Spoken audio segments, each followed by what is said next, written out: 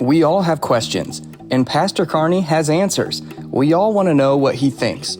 There's important information to know. What are his thoughts? How did he get here? What's his favorite golf ball? It's time for 3 Questions with Pastor Carney.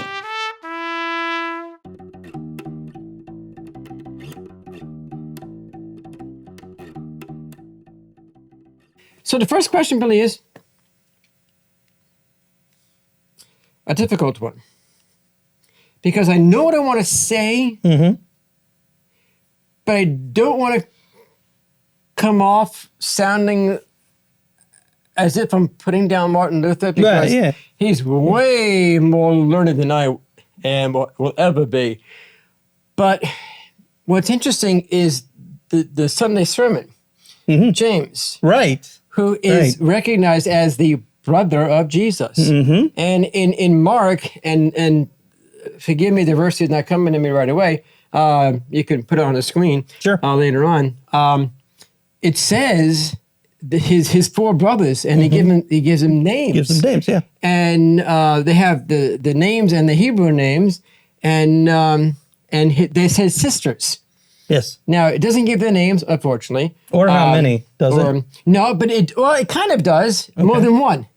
Well, okay. Because it's plural. Sure. And so we know he had at least 6 siblings, the 4 mentioned, and then the plural of sister, so at least 2 there. And so we know that Mary and Joseph had kids. So, and they're named in Mark's gospel. So I don't want to sound like I'm putting Martin Luther down. But Mary and Joseph did have kids after Jesus. But I can see where he's coming from, that Mary was held in such high esteem, because remember, his background was Catholic. And in the Catholic Church, the Catholic faith, they esteem Mary at that high level, and as a virgin for life type thing. And so I get that, but I also have to read Mark's gospel and believe what Mark writes, the inspiration from God, and know that he had 4 brothers and at least 2 sisters, if not more. But some pastors go on to say that those were his half brothers and sisters, to still give Mary and Joseph that distinct honor. So it's kind of like taking Luther and calling them, this, and then put them in the middle and calling them half brothers and sisters, which to me, that's like calling someone a stepchild, you know. So I believe that he did have brothers and sisters, so that Mary had other kids. So biblically speaking, everything, the property and wealth and everything goes through the firstborn male. So now Mary and Joseph didn't have millions, obviously, but everything that they owned had to go through somebody. So, so it went to the brothers. And although Jesus was the oldest, it didn't go to him. It went to the second oldest. But still, it was important back then to have children. Hence Sarah and Abraham with Isaac. So, sorry, Luther, but Jesus had brothers and sisters. It's always been a question that I've found interesting.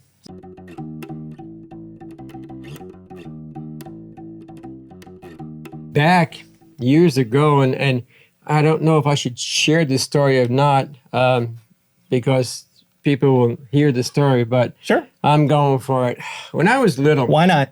When I was little and going through Sunday school and growing up and in the church, I was always called, surprisingly, Billy. And I really did not like that name. And to this day, I don't like that. I like your name. It's okay. What name do I need to choose now? Let me rephrase that. I like the name Billy. I just didn't like being called Billy for some strange reason. Okay. And so after I was ordained, I went back to my home congregation, and they kept referring to me as Billy. And I'm thinking, gee whiz, I'm a pastor now. Not they have to call me reverend, but they still saw me as that 8-year-old, 10-year-old singing Away in the Manger in the Christmas pageant every year. I think that's got to be the same thing that Jesus went through. You're without honor in your hometown. And so it was very difficult. And then later on in life, I'm a very relational kind of guy. And So when people will meet me in the store, on the golf course, or whatever else, and they'll get around to it and say, well, what do you do for a living? And I say, I'm a pastor. Really? And I said, does it surprise you? And they're afraid to answer. They kind of go, well, kind of. Where's the collar? Yeah, that's one question. Where's the collar? Mm-hmm. But then I said, well, why does it surprise you? And you know what most of them say? Because you're so down to earth and relational. And it feels good to hear that, but then it feels bad because their image of a pastor is the staunchy kind of guy, the unrelatable kind of guy. Yeah. And so for those two reasons, I think growing up and then going back to the church on Long Island where they knew me as Billy, and then secondly, when people meet me and I'm so down to earth and relational and funny and whatnot, and then they hear the pastor and they kind of goes, oh. But then I kind of used it to good and say, well, this is what God's all about. Mm-hmm. You know, he's relational. Yeah. You can approach him.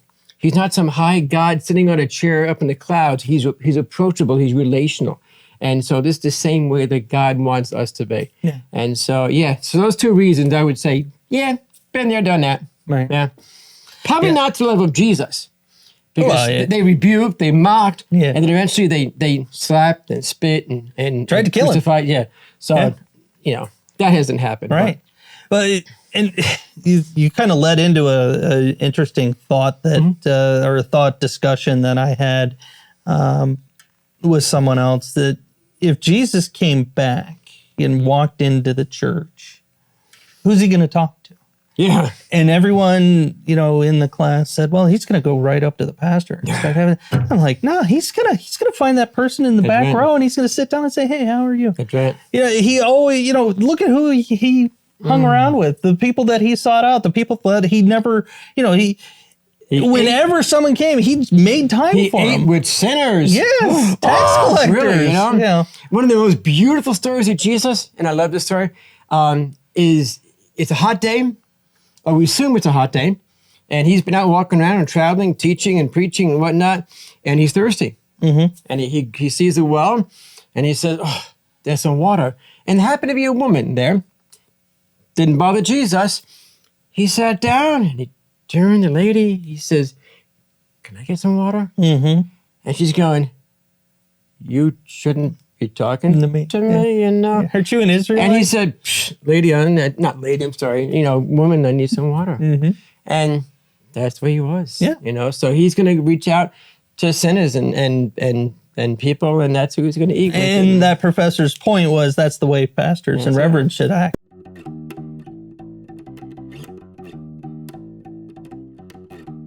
Do you have something in the meantime while I'm still thinking? All right.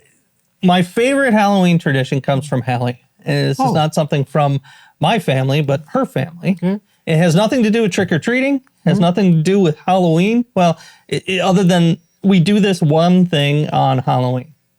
It's a meal. Oh. That we have every October 31st before trick-or-treating or whatever happens on October 31st. We have sloppy joes, tater tots, green beans, and apple crisp. Every October 31st, I can guarantee that will be the dinner in our house. Really? And for some reason, I like sloppy joes. Mm-hmm. I like tater tots. Green beans are great. Mm-hmm. Apple crisp is one of my favorite. But for some reason, on that day, maybe because she makes it with extra love, it's a fantastic meal, and I love it. Yeah. I look forward to it every year. Well, I don't do any special meals.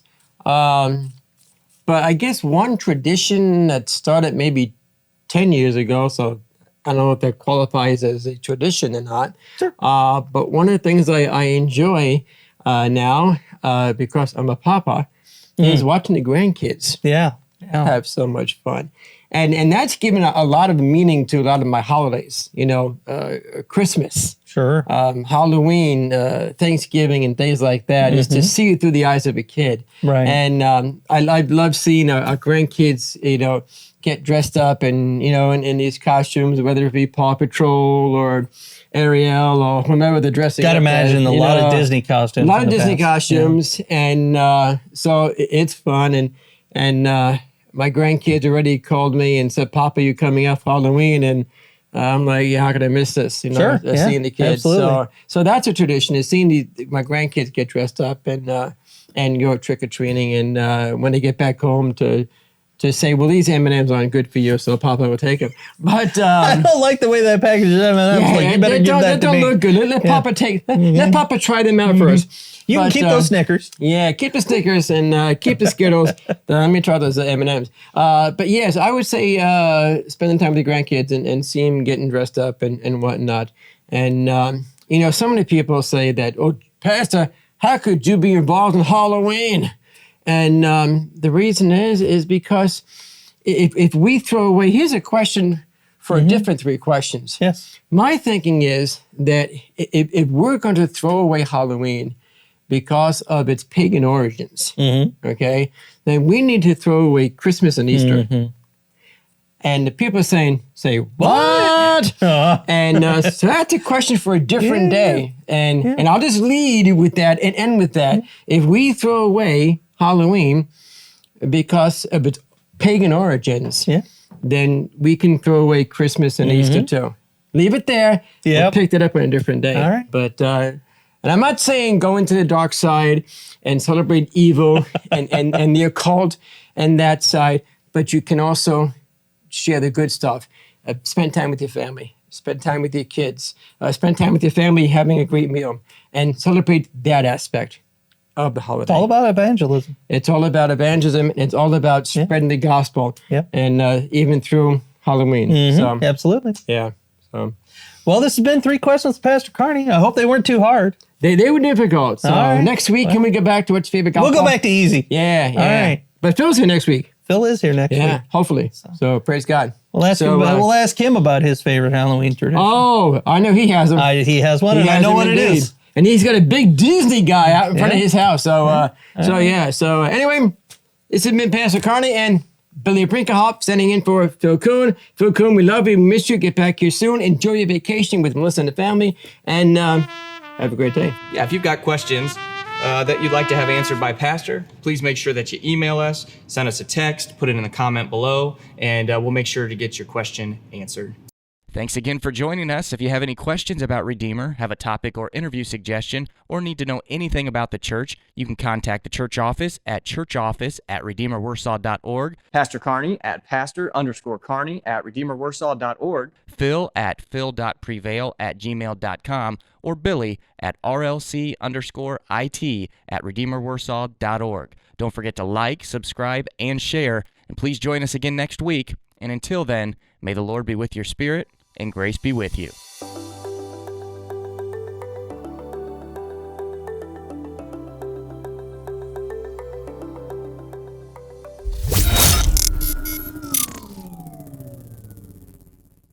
No, man. I told you this. Stop these puns. Here we go. All right. So one last thought. He's Billy. I'm not. Okay. All right. Yeah.